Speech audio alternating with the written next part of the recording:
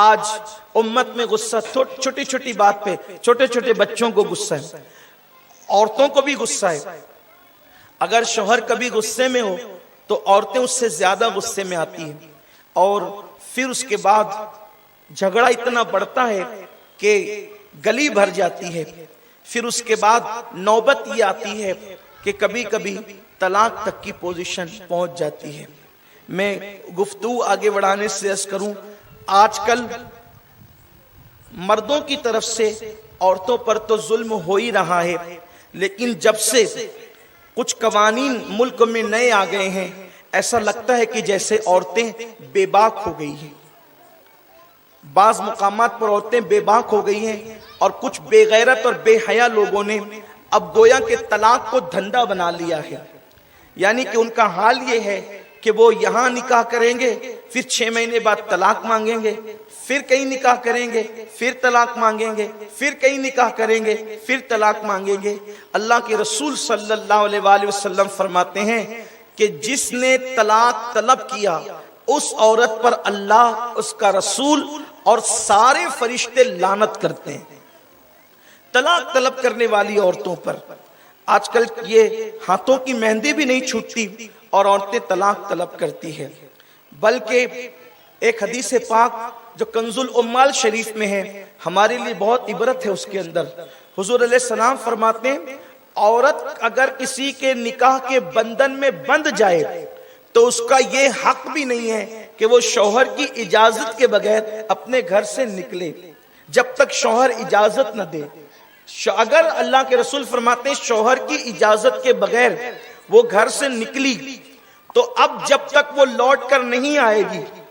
جب تک وہ لوٹ کر نہیں آئے گی، اللہ کی، رسول کی اور سارے فرشتوں کی اس پہ لعنت برستی رہے گی۔ تو صحابہ کرام نے آسان کیا، عرض کی آقا، کریم آقا، بندہ پرور آقا، ہمارے ماں باپ آپ پہ قربان، کیا شوہر اگر بیوی پہ ظلم کرتا ہے تو بھی وہ شوہر کی اجازت کے بغیر باہر نہ نکلے؟ اللہ کے رسول فرماتے اگرچہ شوہر ظلم کرے تو بھی وہ اجازت کے بغیر باہر نہیں جا سکتا۔ اللہ کے رسول علیہ السلام نے پابند کیا۔ اس کا مطلب یہ ہے کہ اگر لڑ جھگڑ کر کوئی عورت اپنے شوہر کے گھر سے باہر نکلتی ہے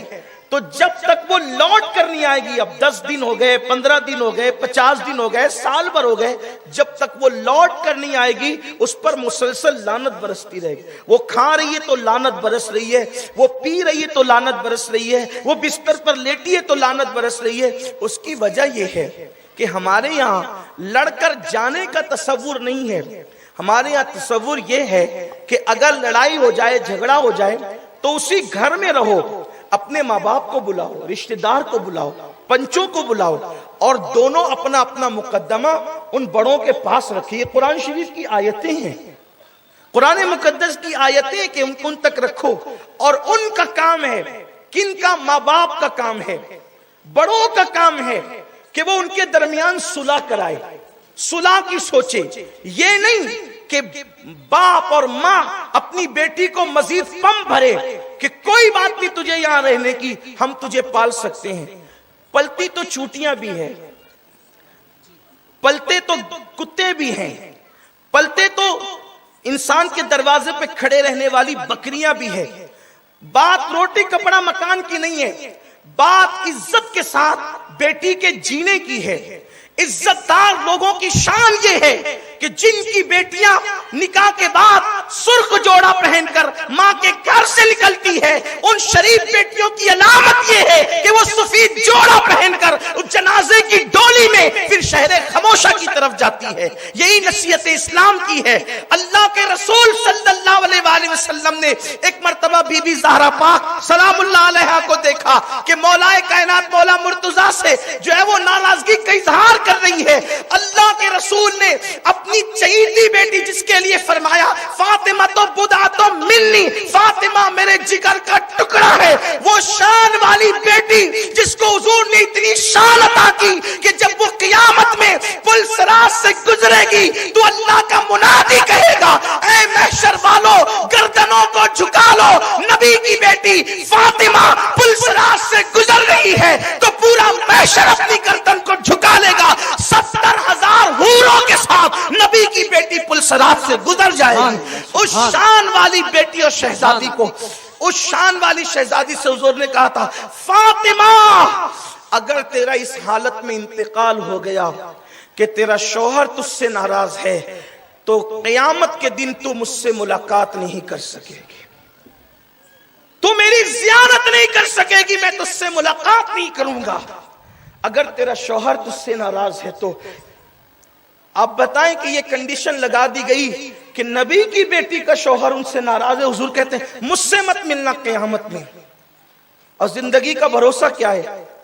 اتنا پابند کیا ہے اسلام نے عورت کو، لیکن یہ بھی کہہ دوں کہ جس اسلام نے عورت کو اتنا پابند کیا ہے اس اسلام نے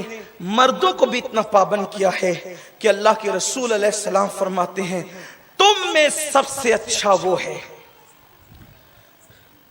داڑیاں لمبی کرنے سے اچھے ہونے کا سرٹیفکیٹ نہیں مل سکتا،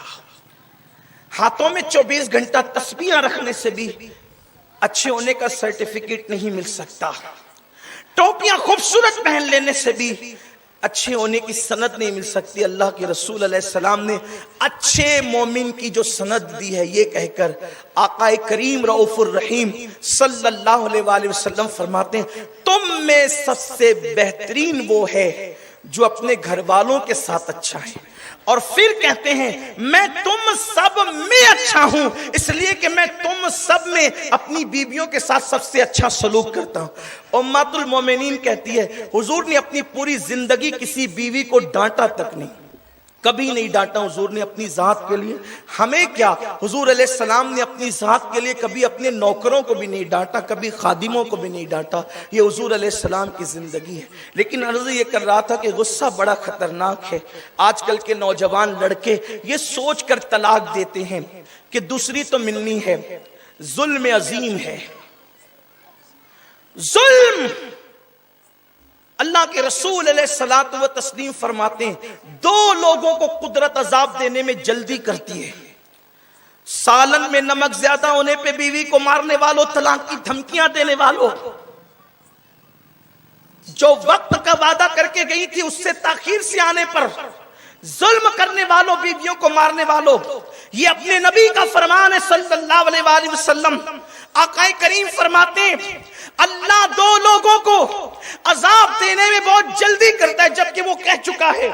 سبقت رحمتی علی غضبی، کہ میری رحمت میرے غضب پر سبقت لے گئی ہے۔ ہزار ہزار سال تک لوگ بتوں کی پوجا کرتے رہے، قدرت نے ان کو مہلت دی، سینکڑوں سال تک لوگ معاذ اللہ بدفعلیاں کرتے رہے، ان کو مہلت دی، لیکن اللہ کے رسول فرماتے ہیں کہ دو لوگوں کو عذاب دینے میں اللہ جلدی کرتا ہے، ان کو مہلت نہیں دیتا، حتیٰ کہ دو لوگوں کو اتنی جلدی عذاب دیتا ہے کہ ان کے مرنے کا بھی جو ہے اللہ اکبر، ان کے مرنے تک بھی عذاب مؤخر نہیں رہتا کہ مرے گا تو قبر میں دیں گے، حشر میں دیں گے، میدان محشر میں دیں گے۔ دو لوگوں کو قدرت جو عذاب دے گی محشر میں وہ تو دے گی، قبر میں دے گی وہ تو دے گی، لیکن میرے آقا فرماتے ہیں دو لوگوں کو دنیا ہی سے عذاب شروع کر دیا جاتا ہے، ایک تو ظلم کرنے والا، دوسرا رشتوں کو توڑنے والا، ان دونوں کو قدرت دنیا ہی سے عذاب شروع کر دیتی ہے، ان کو دنیا ہی سے عذاب ملنا شروع ہو جاتا ہے۔ تو یہاں تو طلاق کو کوئی ظلم ہی نہیں سمجھتے، اور بے غیرتی اس حد تک بڑھ گئی ہے کہ اب بڑی معذرت کے ساتھ کچھ لوگوں کو برا بھی لگتا ہے، لیکن حق بولنا کوئی بری بات نہیں ہے۔ اگر کسی کو حقانیت بری لگتی ہے تو پھر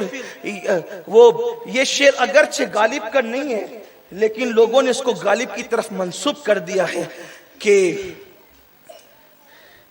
زندگی بھر غالب یہ بھول کرتا رہا،